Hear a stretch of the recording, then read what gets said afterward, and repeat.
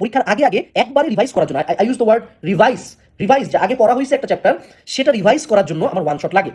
But এখন তুমি একটু তাকায় দেখো দেখি, এখন যে ট্রেন্ডটা চলতেছে, যে ভাইরালিটিটা চলতেছে, যে 2 ঘন্টায় একটা চ্যাপ্টার শেষ, 5 ঘন্টায় একটা চ্যাপ্টার শেষ, 5 ঘন্টায় একটা চ্যাপ্টার না, 5 ঘন্টায় একটা সাবজেক্ট শেষ, 4 ঘন্টায় একটা সাবজেক্ট শেষ।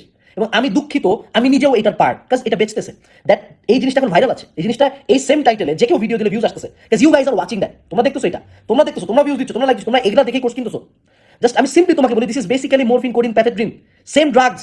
যে এই ওয়ান শটের উদ্দেশ্য ছিল, যে টিচাররা এটা চালু করছিলেন তাদের উদ্দেশ্য ছিল যে একটা স্টুডেন্ট যাতে অনলাইনে পরীক্ষার আগে রাতে কাম থাকে, চিল থাকে, রিভাইজ করে যাইতে চায়।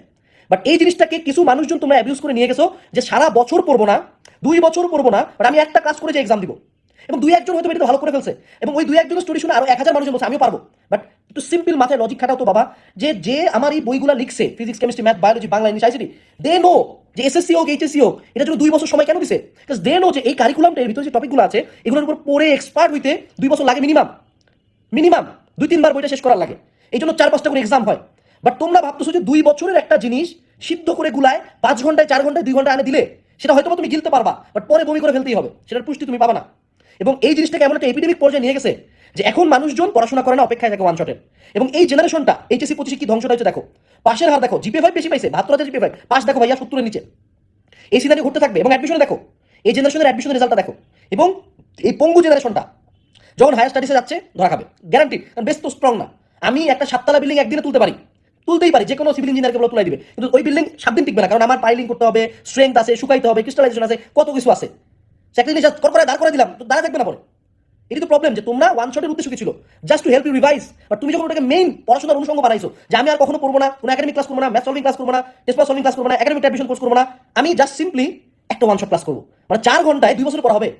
সিরিয়াসলি ম্যান, মানে মানুষ 2 বছর ধরে পড়তেছে, তুমি 4 ঘন্টায় পড়বা, তোমার মনে হয় যে 2 বছর ধরে পড়ছে তার চেয়ে তুমি বেশি পারবা অ্যাডমিশনে যায়, এসএসসিতে যায়, এইচএসসিতে যায়, তোমার মানে উপরে মহান আল্লাহ তাআলা উনি তো দেখেন, উনি তো পরিশ্রম অনুযায়ী তোমাকে ফল দিবেন, রাইট?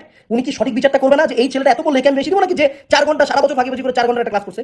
সো 4 ঘন্টায় যতটুকু মুখের মধ্যে ঢুকানো যায় ঢুকাই নাও, ঢুকানো যায় পরীক্ষা দাও, পরীক্ষা হলে ফেল করো, পরীক্ষা হলে খারাপ করো, পরে দোষ হয় টিচারের, দোষ হয় বাপ মায়ের, দোষ হয় শিক্ষা ব্যবস্থার। ভাইয়া তুই কি করছিলি? তোকে দিলাম পেইন কিলার, বললাম যে কাটা গেছে, কাটা যায়, যতদিন না শুনে ততদিন খা, ব্যথা কমে গেলে আর কখনো খাবি না, তুমি ওটা নিয়ে নেশা করা শুরু করলা।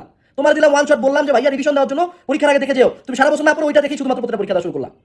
এবং আমি সকলের থেকে টিচারদেরকে অনুরোধ করবো, আমি জানি আমি সহ আপনারা সবাই আমরা স্টুডেন্টের ভালো চাই, আমরা স্টুডেন্টদের বেটারমেন্টের জন্যই ক্লাসগুলো আনছি। বাট অ্যাটলিস্ট যখন এখন থেকে আমরা যখন ক্লাসগুলো নিব, অ্যাটলিস্ট যাতে স্টুডেন্টকে বলি যে এটা তোমার একাডেমিক পড়াশোনার রিপ্লেসমেন্ট না, যদি তোমার আগে পড়া হয়ে থাকে তাহলে এই ক্লাসটা করো, রিভাইজ করে যাও।